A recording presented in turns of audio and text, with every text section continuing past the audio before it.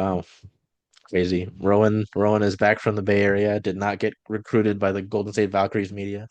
No. Welcome back to the Storm Roundtable. We're gonna do a few of these this week. Um, we're all back in session. Storm basketball continues. It's a busy month of June that's already been busy. I mean, they had 3 games within the first 7 days of the month. That will continue to roll on. We've got 3 more Commissioner Cup initial games to play, right? Um, and by the time this week comes, like before we get to Sunday, they've got 2 more games. Yeah. Oh, funny that Golden State is how I started this because they play Golden State on the road on Saturday. Um, there's some off the court basketball things to talk about. I feel like the next episode that we'll end up doing um will be more like strict hoops. But you know, like, oh, how come you didn't talk about this earlier? Well, schedules are tough. We can't get everybody available. Um, talk about some of these things right away, the day of they happen. I mean, these folks have lives. I might not, but these folks have lives. Um, so, I mean, it's just tough. It's tough when you got multiple people on things. And And CSS isn't ran by AI, so oh my God, I was looking at that today. That's just such a shame. What was that, Yahoo or something? No, did you Uh, guys see the ESPN article?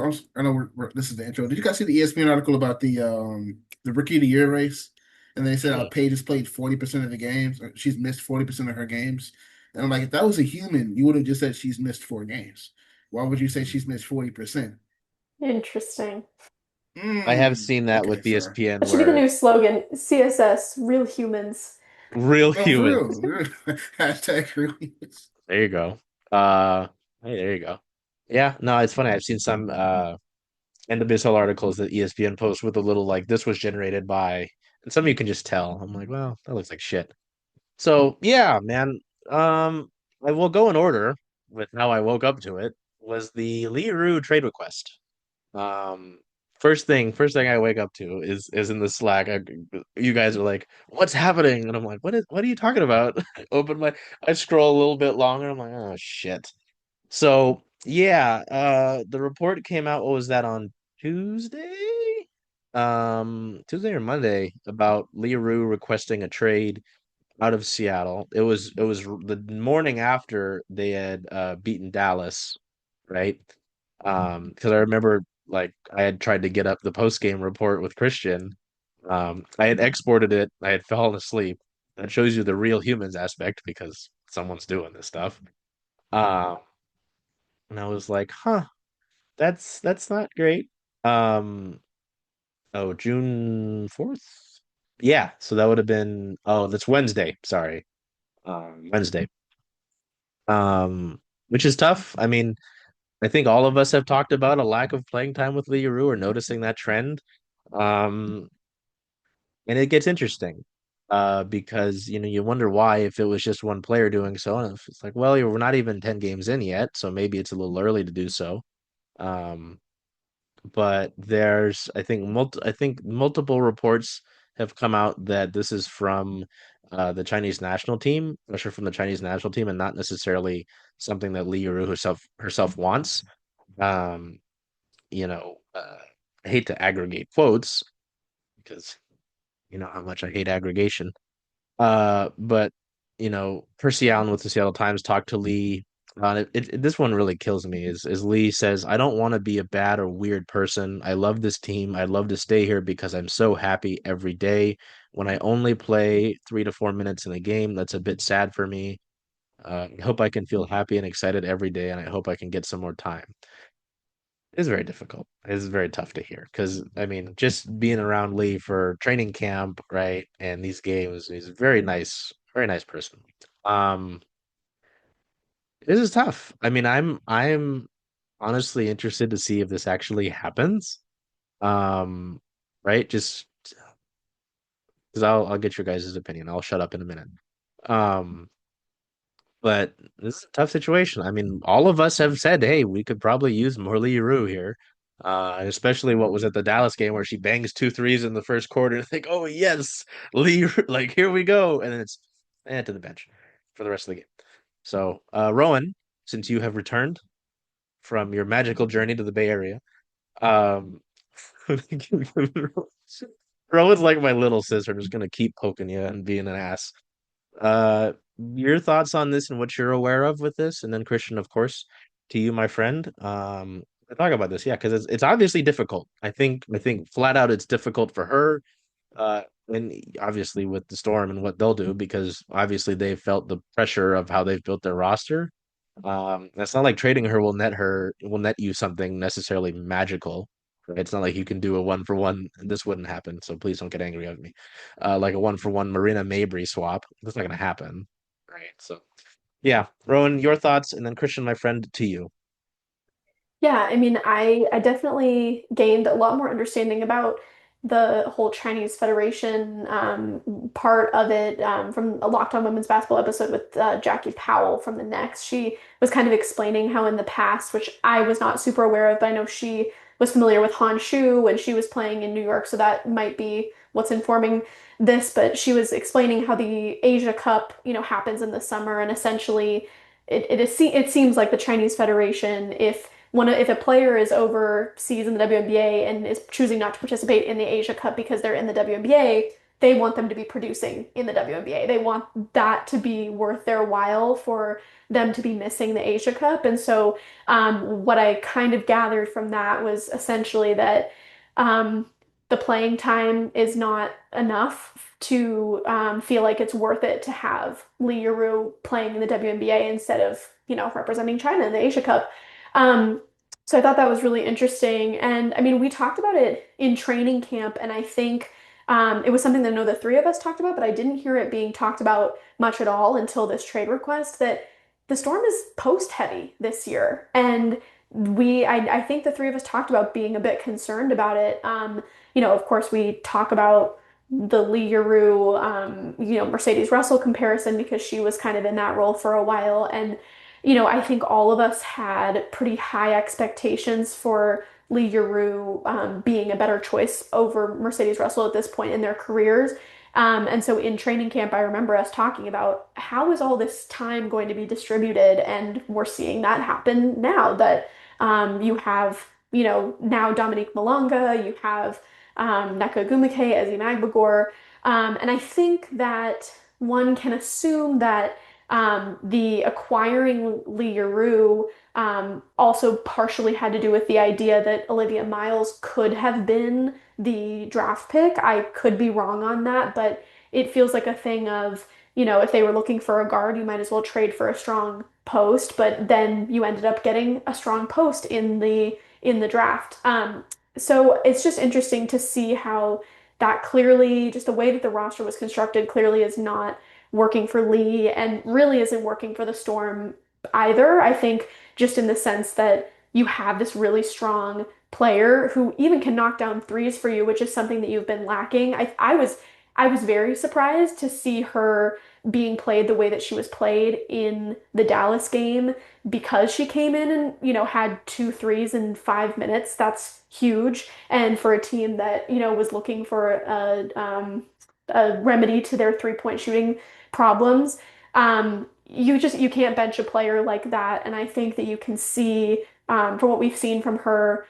I think that she would be better somewhere else, and I think that they can see that. I think that there's just way too much going on. There's too much talent in the post, and so um, I think it does present a good opportunity for the Storm if they do choose to honor the request. I also just looked this up earlier today. The trade deadline is August 7th, I believe. Um, and I also believe that contracts are all guaranteed on after July 13th, I believe. So those are interesting things to think about when we're thinking about how long they have to think about if they want to trade her or not. But it is interesting to see that even after the trade request, she still played the same amount of minutes in the game against Dallas. So it looks like Seattle is trying to take whatever they can from her while they can. And I'm not sure if that's really an indicator of if they're going to honor the request or not. They could have just decided to play her and be like, we're not going to honor the request. We're going to keep playing you in the way that we wanted to. Or they're just trying to see what their options are. So, yeah, I honestly think it could be a good thing for them to trade Lee, hopefully for someone that could be a little bit better of a more consistent shooter, which we know, a more consistent guard shooter, which yes, Marina Mabrey is kind of a someone that has been in the conversation, but I think she's too far gone in Connecticut right now. But yeah, I honestly think it could be good on both sides. It looks like we lost Christian. I can keep gabbing if if I need to. Didn't even realize that. Um, I will give my thoughts while we wait. Right. Yeah, I mean, it's really tough because I understand the being post heavy thing. I understand. I had a kind of disagreement with a friend of ours, Rowan. Like before we knew that the Chinese Federation was involved. Um, because I was like, hey, if I'm Li Yueru, I don't think like asking for a trade given that you're only playing 5 minutes is outlandish. I don't think it's outlandish. That's my thought. That's my opinion. Um, and she was like, no, like it doesn't make sense. Like, why would she request that trade? I was like, again, I think she's decently young. This is what her third WNBA team.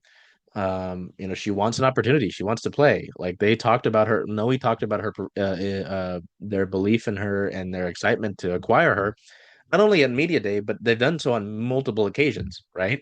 So I'm like, again, what is it? Is it do you believe in your ability, in this player's ability? Do you believe in like was she an important part of that trade as mentioned, or is this all lip service, I right? mean, I think something when I initially saw the report before we knew that the Chinese Federation was involved, I was surprised and since the that news came out about the Chinese Federation, it makes a bit more sense to me. Just like from interacting with Lee the few times that I have and how she talks about especially playing with Nneka Ogwumike and then of course later, the quote that you read that Percy got from her she doesn't seem like the kind of person to, be like, okay, 10 games in, it's not working for me, I'm leaving. You can see that even, just with her WNBA career. So it definitely clarified, it made a lot more sense when I found out that there was an outside factor because she just seems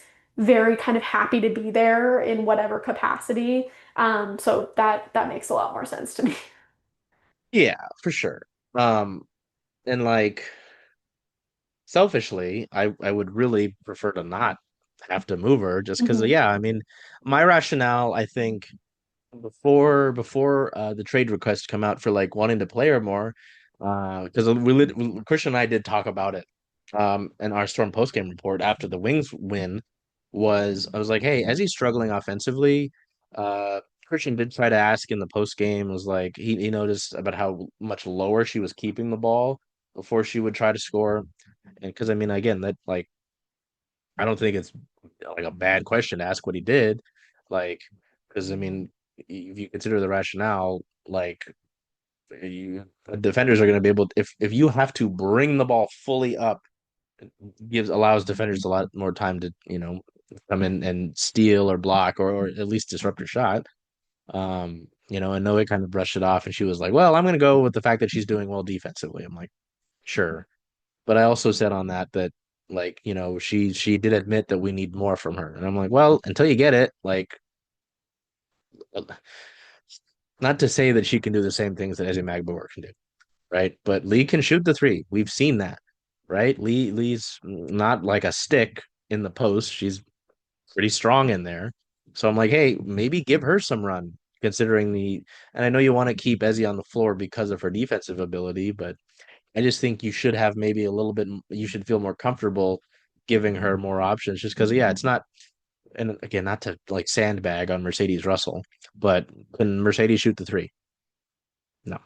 Like, I just think Lee, as we've talked about on multiple occasions, Lee gives you more um, as a backup center than you've had before. And like, considering your starting center is struggling right now, I don't understand why you're not relying on that and saying, hey, I'm not saying starter. I'm not saying bencher. Like we did get some comments, I think, on YouTube where they're like, oh, you should bench Ezzy right now. I'm like, I think she's still too valuable, right?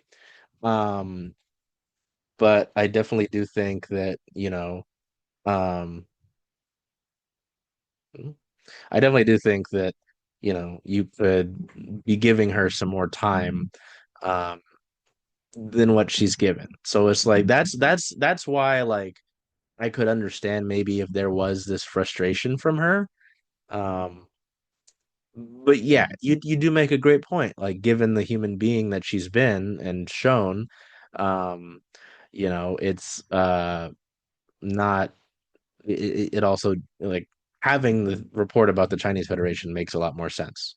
Um Christian is as confused as I am, when I got this, report because I was just really sad about it.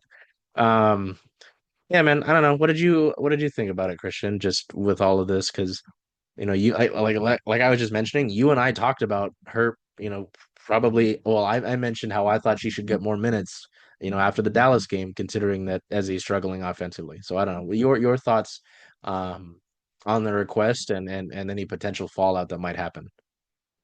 Yeah, so overall, like Rowan was saying previously, this team is, is badly built. It's really like a bad BBL. This is kind of one of the teams that you come into the season with. I'm sorry, it is. I mean, don't get me wrong, Jordan Horston and Katie Lou Samuelson, those are very impactful injuries. I understand that. But besides those players, there wasn't really any depth. There wasn't really any type of shooting. Erica Willis has been a godsend. So really, that's really about it. Alicia Clark's played really good defense, but there's a reason why Erica Willis is in the starting lineup. You are, healthy, forward heavy, and the minutes aren't really showing it. Like Dominic Malonga is finally starting to get more than 10 minutes a game consecutively. I mean, honestly, mostly because of media pressure, but then also because of the team needing her skill. That's what she was drafted number 2 overall for.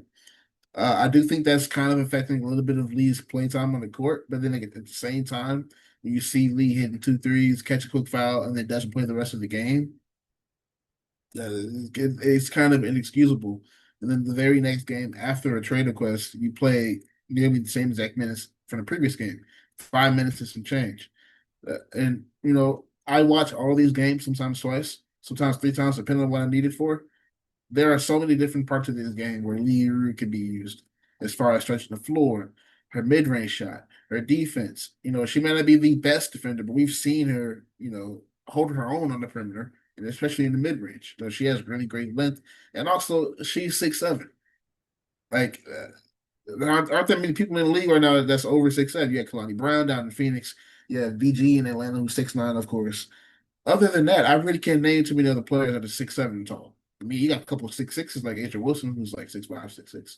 But like that length is rare. And it's unfortunate to see a team just kind of not use it on a consistent basis. Especially when you consider you need it.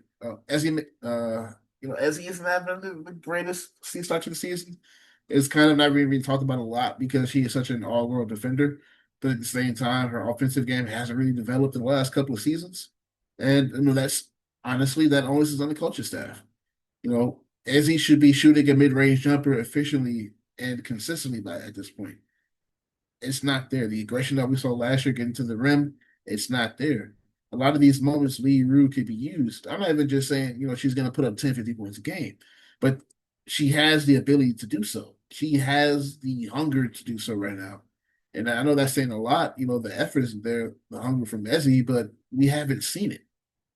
So just to kind of see players on the bench, first of all, this all just goes back to the roster construction. Erica really should have been started from day one. So all these issues are really compounded. They're all one. Bad roster construction, and then also just kind of an inability to balance rotations, consistently. Like Rowan was cheering on Noah Quinn for rotations through the first couple of games of the season, and then that just kind of jumped off a cliff. I'm not sure where that went. It was kind of like a runaway freight train. It has been pretty. I mean, I feel like we It, kind of we also knew that that was coming because the same thing happened last year. It feels like the first maybe 4 or 5, or I mean, actually less than that. Let's just say 2 or 3 games. After the first 2 or 3 games, those rotations are seemingly locked in, and it just, or it'll be the thing where maybe someone will play about half the season. Let's look at Yvonne Turner. Played a good chunk of the first half of the season, I believe. And then it was like, went from let's just say 20, I can actually find the stats on this, but it felt like 20 minutes to zero the rest of the season. So right, I mean, that is interesting to look at.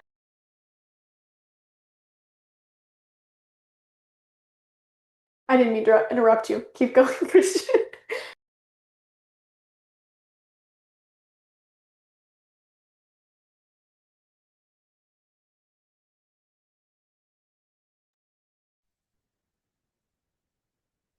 Oh no, I interrupted him and then we lost him. Look what you did, Rowan. Like I can't catch a break. God damn. Uh, we'll be right back. Yeah.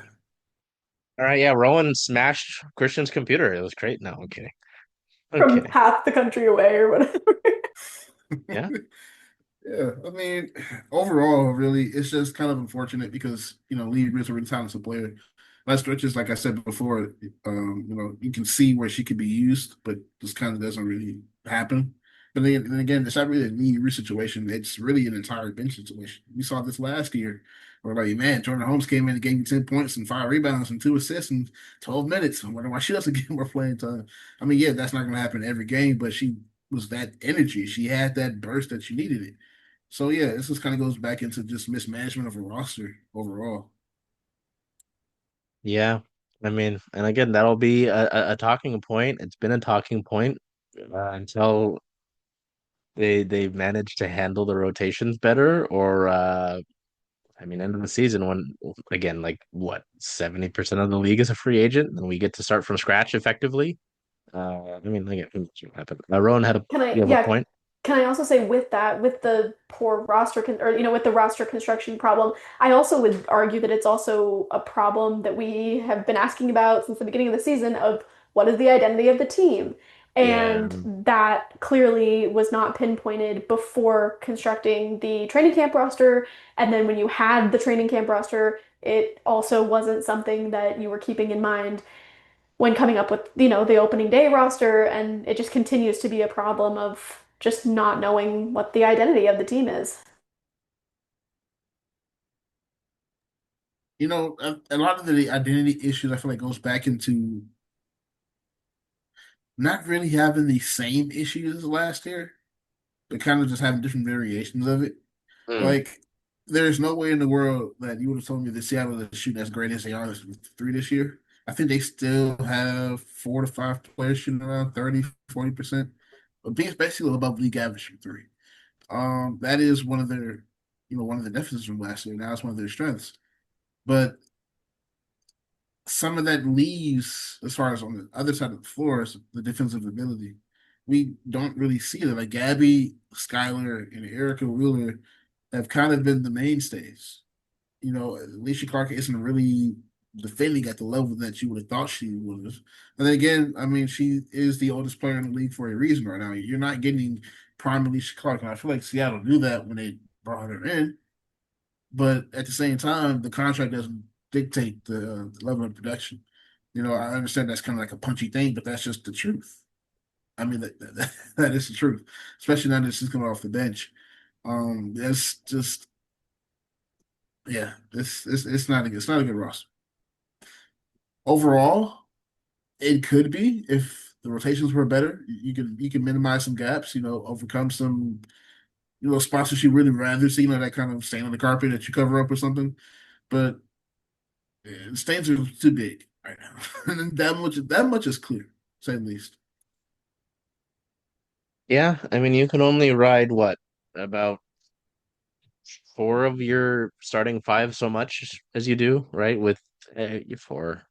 I mean, with how much obviously Skylar and NECA have had to play, how much you're playing Gabby Williams. Obviously, she's gonna having a great year. Um, you know, I mean, riding Ezzy as much as you do, and if we're gonna use what Coach Quinn deflected Christian's question about into how she's defensively Can we get important, into that, by the way, a I little yeah, I bit? mentioned it a little bit Yeah. I don't when want we I were. don't want to clip it because I don't want to be one of those people. But I mean, now that I'm thinking about it, I probably should. It's Roman, were you there? I don't think you were there. I don't think I was, but I think I heard about it. Yeah. I mean, that's not the order of things we're doing today, right now. I don't think so. No, but I mean, it does kind of like involve like I guess if we go into coaching staff, right, and their ability and their responsibility, like I think, kind of her non coach. Okay, it's perfect. I no, I did well. Yeah, Christian, when you got smited by lightning, I did. I was like, hey, Christian even asked. I was like, I prefaced the whole question, and she went, I'm gonna go with defense. I'm like, well. It just makes me wonder is that like your level of response to that question? Is that your level of, belief and or effort into fixing whatever is wrong with Ezzy? Because I mean, it doesn't seem like there's concerted like there have been a few games the last stretch where they do like they get her the ball early and she'll get two like well, two is not a great example. 4 or 6 points right away, but then that's kind of it for her night. Like I just think I'm wondering what the plan is there to help with that because, yeah, I mean throughout the year she's gotten the like she'll get left open on the 3 point line and it's just like a line drive that doesn't go anywhere.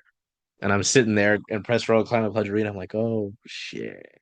Like, what's going on? So I don't know. It is a little bit concerning just to see what's happening and then to kind of get that like we know we need more from her because again she'll throw that in there but then she's like, I'm going to talk about her defense because yes we're not questioning that, none of us are questioning her defense, right? So did yeah Christian, it was your question, so do you have further thoughts on that?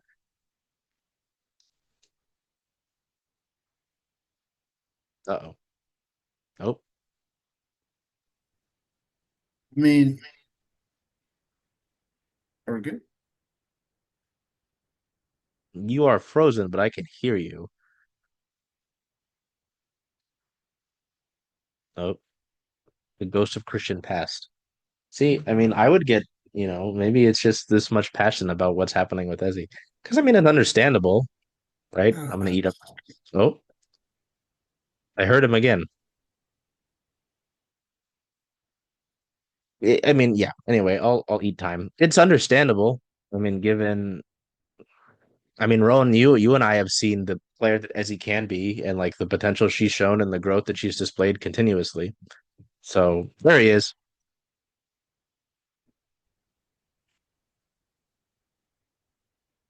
Christian, can you hear me? Okay, we're back. Okay, There we go. Jesus, sorry.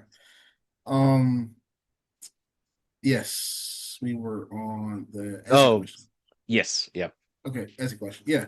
I was just kind of, you know, concerned a little bit about Essay's production outside of season. Really, it's kind of been the lowest it's been since the first 2 years of her career.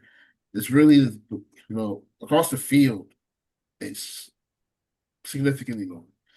The efficiency, the production, it's on the defensive end even. Points per possession is the highest it's been in the last 3 years. That's kind of one thing that's, just microcosm of the game and the issues that's going on. You just kind of wonder what it is because it's affecting on both sides of the floor. Don't get me wrong, Ezzy is, he's still one of the best defenders in the league. She's, was one of the top vocalists for D point last year for a reason.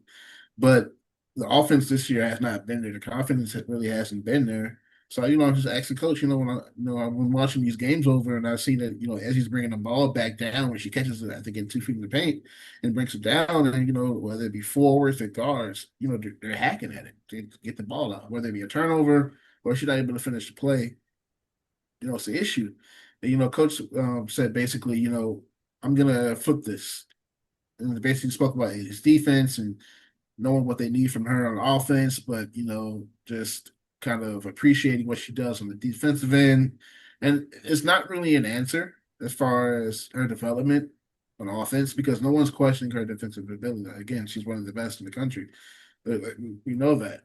But at the same time, what is going on at the other end of the floor? There hasn't been any development in years, really, since Sue Bird left. And that's just really the God honest truth. I mean, yes, you know, there have been seasons, games, especially the All-Star season, where it appears that Ezzy's taking that next leap. But it's been a constant, decline on the offensive end since 2023. And I'm just kind of wondering, as far as the environment, the staff, the, just overall her case of what the actual issue is. Coach said that she's working with the PD team and things of that nature, and it's like, yeah, but where is the actual instruction coming from? As far as just bettering her as a player, and I just haven't really seen it. And this isn't the first time we've had this conversation, really. Nope. So, um, yeah, I unfortunately I do feel like this is gonna be something we're gonna talk about and monitor throughout the course of the season because when again, none of us, none of this group of three has any like negative feelings, like lack of belief in Ezzy Magbagor. It is just I think we all have seen what she can be, what she can do, seen the potential for, know that the impact player that she is. And so to not see it progress, not see it come to fruition, um it oh Jesus, hold on. Uh, oh, sorry, there are baseball things happening that are somewhat important, and I'm like, oh great. Um, that's the frustrating part. And you wonder, yeah, as you mentioned, why isn't the coaching staff best optimizing should be one of your best players, right? I'm looking up at the one of the like core four posters they gave out last year. I'm like, she's part of your core four. Like, while it was like listed as Jewell, Skylar, NECA, they purposefully mentioned Ezzy a lot, and we did because we know how important Ezzy Maguire is. The national media might not. So yeah. All right. We do have, unfortunately, another thing off the court And then wise one that more we. thing. No, sir. Yes. Yeah. When was the last time you've actively seen the Esky pass out of a double team and try to finish it? Ooh. It's happening a lot. That's a confidence thing, man. Yeah. I mean, my only thing to say about that is just it is interesting that with your question that was then spun, not actually answering the question, I think that there are people that get mad at us as journalists for not being, pro Seattle, pro Storm enough or, whatever it is, which is not our job. Our job is to talk about, both the good and the bad. But I do think it's interesting that, while you are a coach, a head coach, that you are trying to you're somewhat doing some PR and, trying to be positive about your team and where it's going. I don't think that it is a good look to just flip it and not address the question. I think that there's a way to address a question of one of your players not being at the level that you want them to be in a way that still addresses the problem. I think even something as simple as saying that, they're really doing their best to get Ezzy's, confidence back in some way or hear the things that we're doing. I think it is it would be nice to know that it is something that they are seeing and knowing that she has been a defensive player, but she also has been an offensive player. And why is that not coming through this season? I would love to actually have that answered. Yeah. No, Good I luck. think that. mm, Oh, yeah. I think that's the biggest thing to me is like acknowledgement of it, right? Because like we can all see it. It's not like these games are closed practice games. Like we can all see these things. You could go and watch the replays. So, um, yeah. The other thing, I mean, again, none of this off court stuff is fun. I think at the end of the day as well, it's like, so many folks are fans of this team. For Rowan and I, we grew up around here, right? So it's like we've seen this happen. Um, you know, like we're all still professionals at the end of the day, but also it's not like we're just I hate this, I hate showing up, I hate writing about this team, I hate putting this from logo on thing. No, it's just it's tough. No matter what, these are tough situations. And that came like immediately after the Li Yueru news, right? Like an hour or two after the trade had come out. Um, I think it's necessary that I say this because I don't like putting people on blast. But Christina Williams, right, put out her tweet about, hey, there's an investigation happening against the Seattle Storm. And so naturally, that went big because of what happened in the past off season. And I feel like anytime there's an investigation against a team, it's notable, right? And that kind of set Twitter ablaze. Um, Again, understandably so. But later it was confirmed. Yeah, the exact wording: there is currently an investigation being launched in the Storm coaching staff by the WNBA and league security. I feel like the league security thing is big because it's like, why is security being involved in something? Like, obviously, someone felt they were in danger or were in actual danger. Um, then it was a league review. A league is reviewing a complaint from a former Storm player who alleges an assistant coach directed profanity at them. Uh, yeah, that was an update because it's important information. Later, it came out that this was a complaint against a Storm assistant coach. If I get this wrong, someone hit me over the head with like a cartoon hammer. Um, Against a Storm assistant coach uh, after the Vegas game on Sunday by a former Storm player. Now, no one has come out and confirmed that it was Jewell Loyd. Okay. I feel like some people have just kind of operated like it is Jewell Loyd. And folks have been like, oh, well, this isn't new news when we put out what we had because we put out what we know and what we can safely, report. Like I could sling things, but that's not proper, right? But you can also go on the Vegas Aces roster, and I don't think there are that many former Storm players on it. So, unless there's a timeline where Asia Wilson was a Storm player, then I really wish I could go and see that, but we're not in that. Um, so yeah, I think you can kind of lump these. No, I don't know. Your guys' thoughts on that because I was gonna go into, we've been asked by some very passionate folks to speak on the Jewell Loyd podcast thoughts. I guess I'll lump it. If you want to lump it, you can. If you want to speak on it separately, that's fine as well. But obviously there's some bad blood. I think it's undeniable that there is bad blood between Jewell Loyd, maybe even the Aces. I felt like there was bad blood between these two teams anyway because they're both in competitive playoff rounds recently. And we Um, used to have bad blood. Hey, I mean Taylor Swift, she did something recently. She got her catalog back. I don't know. What's your money, girl? I don't know. I don't know this stuff. I that's a fandom I don't want to piss off. I'm not. Um, but yeah, obviously there's bad blood. No matter what happened, folks weren't happy with each other. I think that's fair to say, right? That and then what Jewell said on her podcast, essentially mocking her Storm teammates when they were being eliminated by the Aces in the first round last year for crying uh because they were being eliminated. Like, no matter what happened in that locker room, that's a horrible look. I mean, to go and bash players like that on a podcast.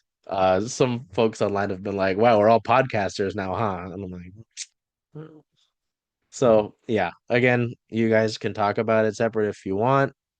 It's undeniable this has to be addressed because I mean we cover the team, right? It's not fun for anybody, but it has to be looked at, and we also have to operate with what we know.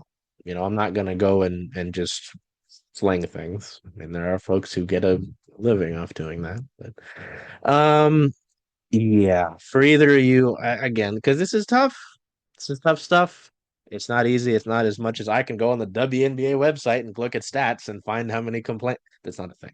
Like, it's not what I want to do. It's not what I like to do, but it's the reality of the situation. Um, yeah, I went with Rowan first last time. We'll make it fair. Christian, your thoughts on if again either of those, your thoughts on them, and then we'll go to Rowan to kind of close us out. Loser mentality. It's giving Sabalenka. No, not going. Listen, That's a great reference, by the way. like shout out to the cook off. You know, over that one Roland Garros. Now we're gonna go win Wimbledon. You know, keep crossing off the Grand Slams off the resume. But back to the Storm. Uh, yeah. Listen, last season could have went as badly as it could have went, right? But if you find that funny, cool. I personally don't. I'm pretty sure thousands that saw that clip did not find that funny or humorous. Why can't some things just stay? This goes for a lot of things. Why can't some things just stay in the group chat? Why can't some things just stay in the conversation in person? Like, why does everything have to be heard and seen in public? We didn't have to know any of this, really. And if we're keeping it a buck, Jewell didn't play the greatest during that series either. I mean, Gabby Williams was the only player actively hooping, which is crazy because who's the only player actively hooping right now? Nothing has changed.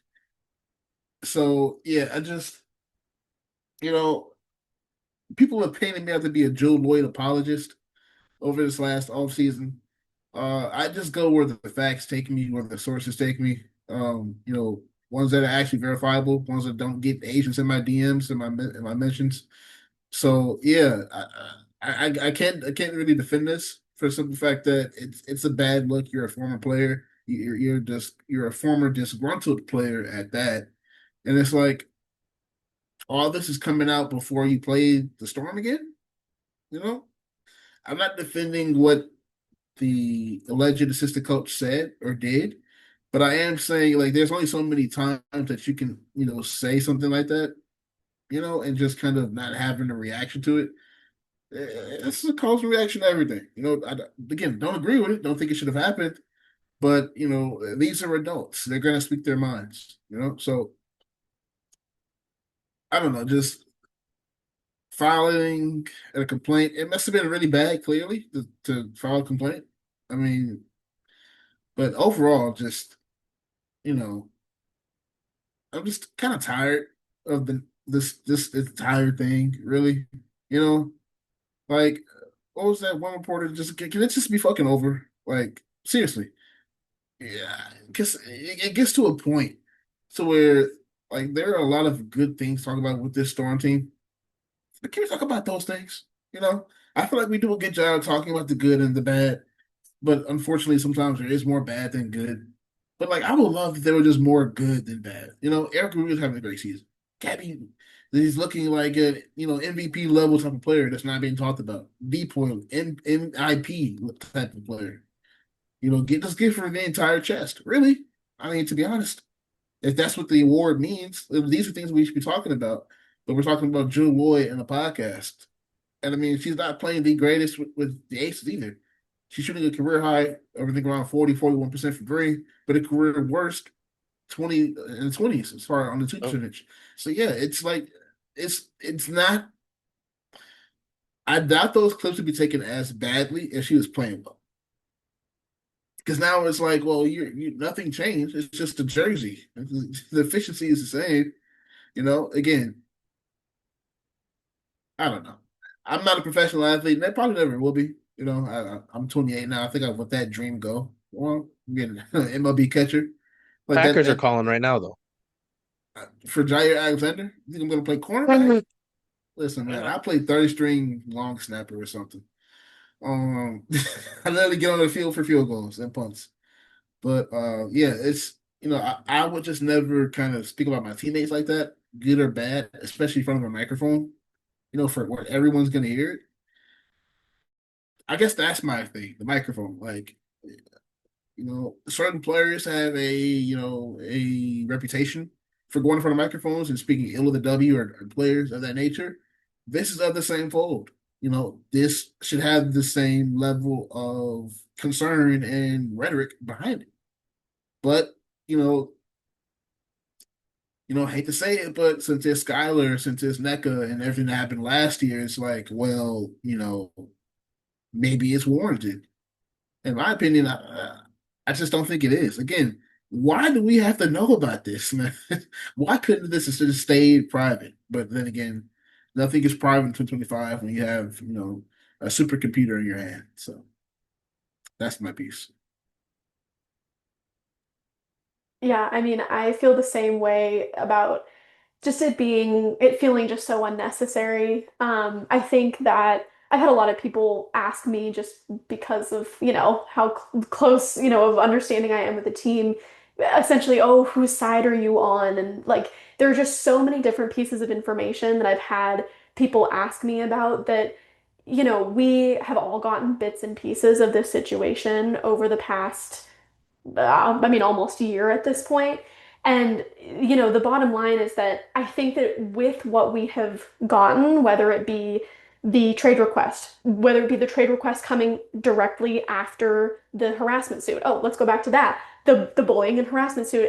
If you take all these things into consideration, and I think that that's, I understand it's hard to keep up with all these little bits and pieces. And so I know that a lot of people are a little bit out of the loop about everything that went on.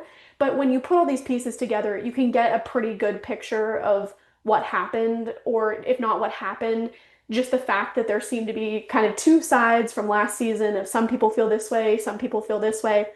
Let me just point out too that the slogan this year for the Storm is all in all the time, which to me kind of implies that not everyone last season was all in all the time. There are just a lot of little things like that that I think I've had to kind of explain to people of you can get a pretty good picture of the fact that the team was dysfunctional last year. Things went wrong. The locker room, there were problems.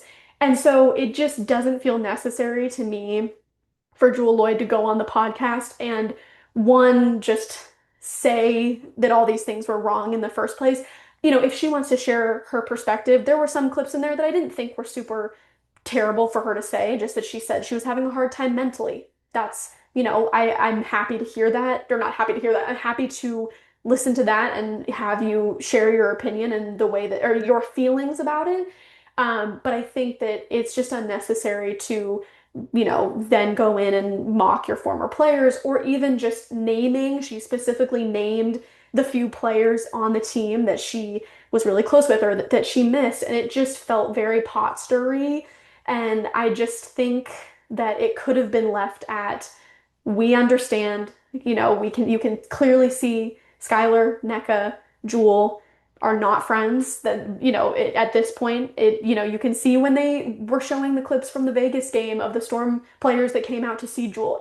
It's not hard to see, and so I don't think it's necessary for Jewell to go on and say anything about it, and then in turn she then made herself look bad for what she did. So or for talking about the series. So I think just in general it's just not a good look. I think after you trade teams, we got the point. We can all take that, we can all understand that something happened to make you move the team. Even if you wanted to say, which I know she did say, she had every intention of retiring in Seattle. We get the point if you say that. But then as you keep talking and you keep adding these things in, it just was not, yeah, not a good look. And I don't think that it is helping any of the situation that is still unfolding, it seems, now. So yeah. Oh, and with the if we're lumping in the investigation, I do think it's interesting because yes, we can assume that it's Jewell, and I've seen a lot of people saying, was it really that bad of an altercation?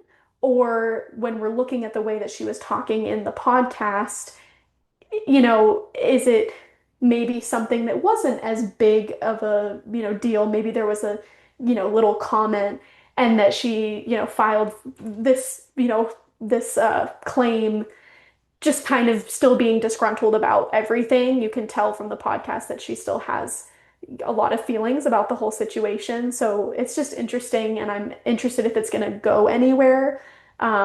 So we'll see.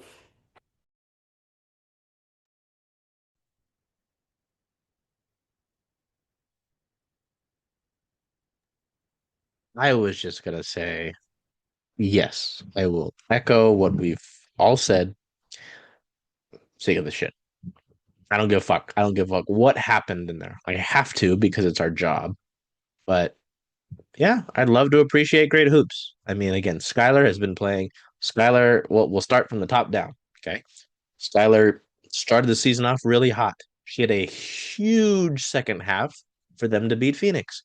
That was awesome to watch. given her story and coming off of, again, her second kid before last season, um, coming into a new place after, historically places previously have treated her poorly, right? For what, with whether it's whatever the fuck Phoenix was doing and treating her that way, as she was, recovering from being a mother. It's fucked up. And so it's great to see her come in and thrive the way she did last season in the second half of the year, you know, to team up with Nneka Ogwumike. I love getting to watch Nneka Ogwumike play basketball on a consistent basis. I really do. Like when she's efficient, it's some of the smoothest basketball I get to see. It's wonderful. Ezzy Magbagor is a wonderful human being to cover, right? Great human being. I love seeing her block the shit out of people. Erica Wheeler's been a great person to learn about this year. I've been proven wrong. I didn't know what impact she'd have. I did not, right? Proving me the hell wrong. Gabby Williams, having her here this early is obvious. Can you imagine? Okay, do that.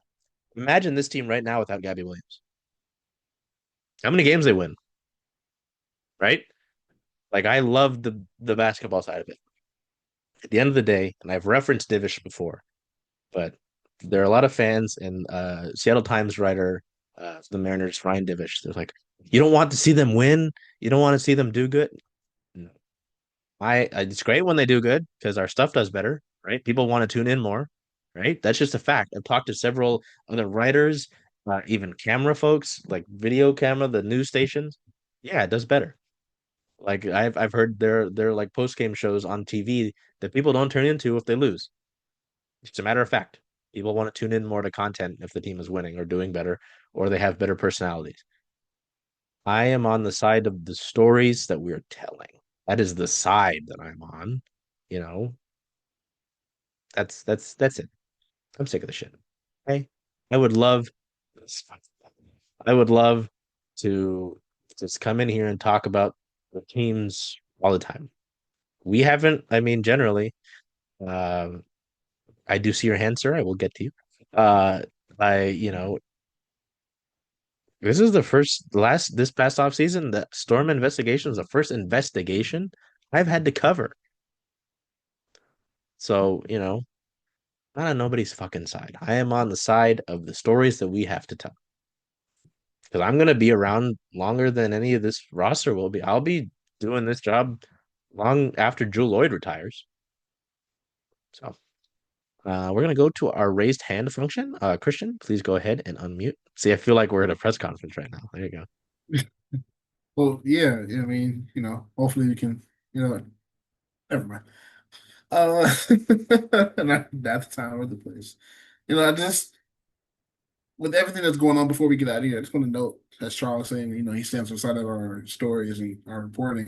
And I just find it kind of funny how, this entire issue of Jewell and the coaching staff is brought up. There's only one outlet that really reported the fact that it wasn't just the coaching staff, the fact that there were other issues on this team with the personnel. And no one really wanted to believe it. Everyone thought it was just a bunch of baloney. And what have we seen since?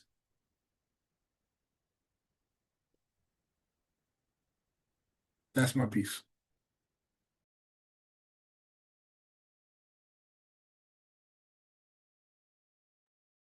Yeah, man. So yeah, sorry to have an episode that's really just. I mean, we did have some hoops in there. We had some hoops in there.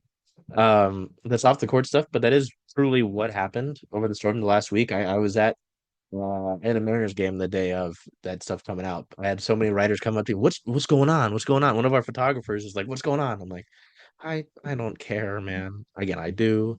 I'm just like, I would like to talk about the hoops. That's what we're here for. So, yeah. Oh, we got the storm availability report while we were doing this too. I was like, oh boy, is there anybody we're gonna have to talk to? Nope, same. So good to have a clean bill of health, as the PA guy at Climate Pledge Arena normally will say, going into a game against the Lynx, because Lord knows anybody playing the Lynx should be at full strength if they want to give them their best, because 9-0 is no fucking joke. So, yep, that game is tomorrow, June 11th at 7 o'clock, Wednesday at Climate Pledge Arena. I don't think there's a giveaway. Um, that game is on Ion. Nope, CW Seattle. Sorry. CW Seattle. That is a Commissioner's Cup game. And we are planning to do another Storm Roundtable Thursday, I think the working thought is. Uh, so we'll go with that. Um, that'll be a lot more hoops because that'll be the Minnesota game is 10 games into the season. So we'll have a lot of things to kind of break down and look at. In regards to that. Yeah, nothing. We got no giveaways until Pride Night, I don't think. Look at that. So I don't know.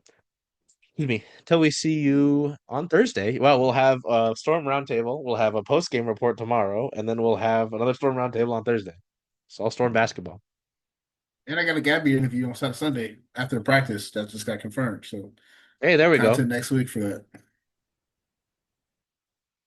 So we're just gonna throw a bunch of shit at Real people. So they're people. Real people talking Storm basketball. real people, and then it's just gonna be, I don't know. Yeah, auto-populate some fucking AI article. Not Allen Iverson either. I wish when AI meant Allen Iverson. God forbid. We talk White about practice. Iverson. Not Post Malone. All right, now we got to get out of here. All right, till we see you next time. Take care of yourselves. Be well. You'll see us tomorrow. Do whatever you can to make today a great day. Hey, Charles. Hey, Jen. Hey, where are you going to watch the Seattle Storm away games this year? Away games. Well, Rough and Tumble is the home of Circling Seattle Sports, so I was thinking of coming here if that's okay with you. I think that makes a lot of sense. See you all here.